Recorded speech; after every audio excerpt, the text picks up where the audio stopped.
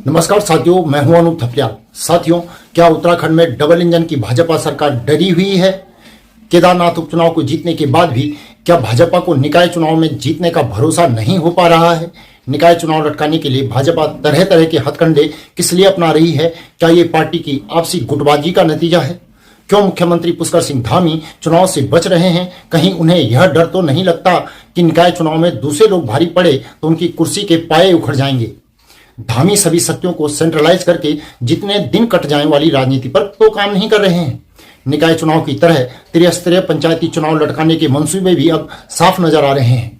आज के इस वीडियो में हम मुख्यमंत्री पुष्कर सिंह धामी, भाजपा और निकाय चुनाव से जुड़े सवालों के जवाब खोजने की कोशिश करते हैं। लेकिन उससे पहले आपसे आग्रह है कि आप हमारे चैनल को सब्सक्राइब जरूर कर लें। साथ ही आप नीचे दिए गए नंबर या फिर QR कोड के माध्यम से हमारा सहयोग भी कर सकते हैं। साथियों, उत्तराखंड की जनता से झूठ बोलते बोलते अब उत्तराखंड की सरकार अदालतों को भी गच्चा देने लगी है। अदालत में झूठ बोलने का ताजा उदाहरण उत्तरकाशी में मस्जिद के खिलाफ हुई महापंचायत का है। 1 दिसंबर को महापंचायत होने से पहले सरकार ने हाईकोर्ट में कहा कि वहां ऐसा कुछ नहीं होने जा रहा है और प्रशासन ने इसकी कोई अनुमति नहीं दी है। अदालत में बात रखने के तुरंत बाद महापंचायत को सशर्त अनुमति दे दी गई। उसके बाद महापंचायत में सदियों से शांति और ऋषि मुनियों की तपस्थली रही उत्तरकाशी से खूब जहर उगला गया। यह तो हमारी सरकार के प्रेम से हुआ, इसीलिए वह सांप्रदायिकता की हांडी को ठंडा ही नहीं होने देना चाहती। इसके लिए हैदराबाद से जहर उगलने में माहिर ओबीसी के हिंदू वर्जन टी राजा जैसे विधायक मंगाए गए थे। चुनाव जीतने के लिए माहौल को गर्म रखने वाली सरकार ने निकाय चुनाव को लेकर भी दोहरा चरित्र अदालत में दिखाया है। लेकिन इस बार मामला चुनाव टालने का था।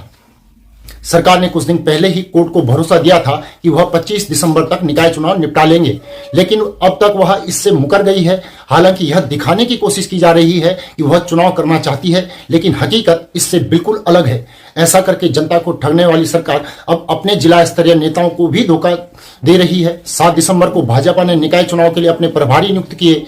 यह करके उसने चुनाव के लिए दबाव बना रहे अपने नेताओं को बढ़िया सा झुंझुना थमा दिया है, जबकि अभी दूर दूर तक चुनाव के कोई आसार नहीं दिखाई दे रहे हैं। चुनाव में सबसे बड़ा प्रश्न ओबीसी आरक्षण का है और सरकार ने इस मामले को 2 जगह फंसा दिया है।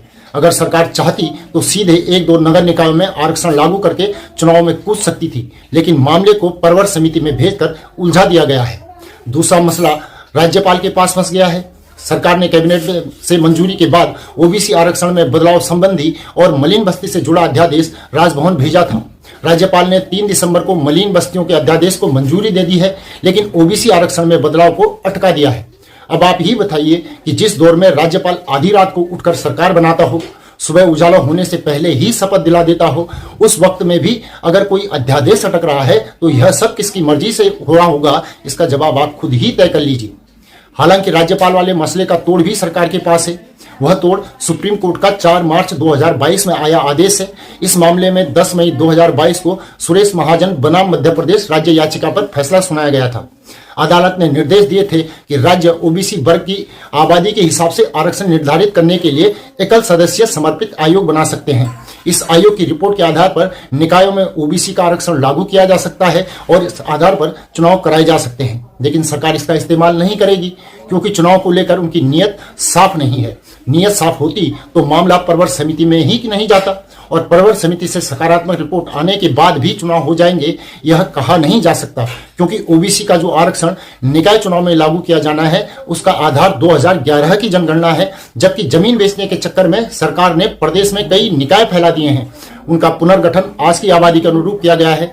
ऐसे में कोई भी शख्स इस मामले को लेकर हाईकोर्ट में कूद सकता है और उसके बाद फिर वही होगा जो सरकार चाहती है, यानी कि तारीख पर तारीख। निकाय चुनाव की तरह पंचायत चुनाव को लेकर भी सरकार की मंशा साफ नहीं है।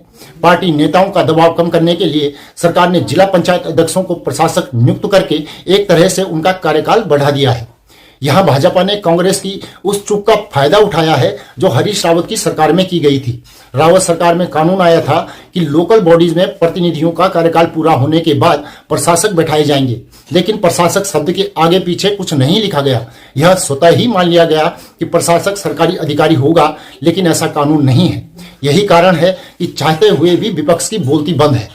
इसके खिलाफ अब प्रधान और बीडीसी आए हैं। इनको खुश करने के लिए भी फिलहाल एक कमेटी बना दी गई है और कमेटी के फैसले कैसे होते हैं यह आपको बताने की जरूरत नहीं है। प्रशासक बैठाकर भाजपा ने एक तीर से कई निशाने साध दिए हैं। अब वित्तीय वर्ष की समाप्ति तक पंचायतों की कमान भाजपा के हाथ में रहेगी। प्रदेश में भाजपा के 9 जिला पंचायत अध्यक्ष हैं। ब्लॉक आदि जगहों पर भी भाजपा का बहुत बड़ा कब्जा है। एक मोटा सा अनुमान लगाएं तो प्रदेश में मार्च तक पंचायत ब्लॉक द्वारा करीब 400 करोड़ रुपए का भुगतान होगा।